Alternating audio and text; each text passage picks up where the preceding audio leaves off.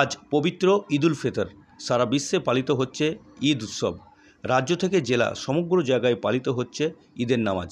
পাশাপাশি বহরমপুরের জমিদারি জুম্মা মসজিদে আজ সকাল 7:30টায় পালিত হলো ঈদের নামাজ।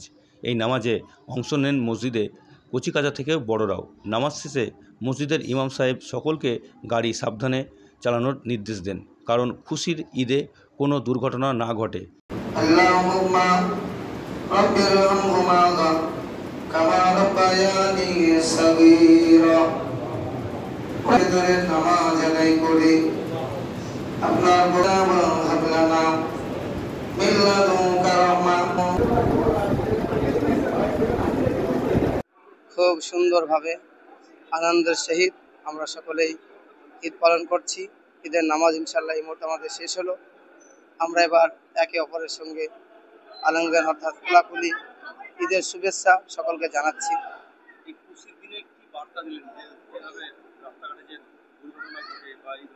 এই খুশির দিনে আমার তরফ থেকে বার্তা খাস করে যুবকদের জন্য, যে ওরা ঠিকঠাক বাইকটা যেন চালায়, তাতে খুশির দিনে দুর্ঘটনা হলো কোনো কাজ যেন না হয়।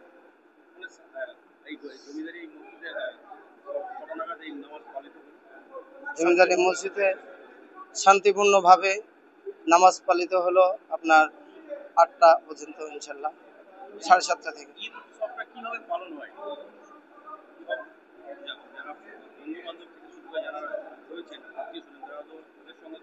হ্যাঁ, আমাদের যত বন্ধু বান্ধব আছে সকলকে নিয়ে আমরা ঈদটা পালন করি।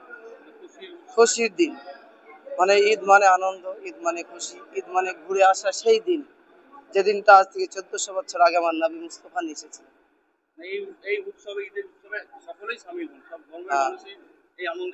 জাতি ধর্ম বর্ণ নির্বিশেষে সকলের কাছে আমার আবেদন, ঈদ মানে খুশি, ঈদ মানে আনন্দ, সকলেই এই ধর্মে আনন্দের শরীক।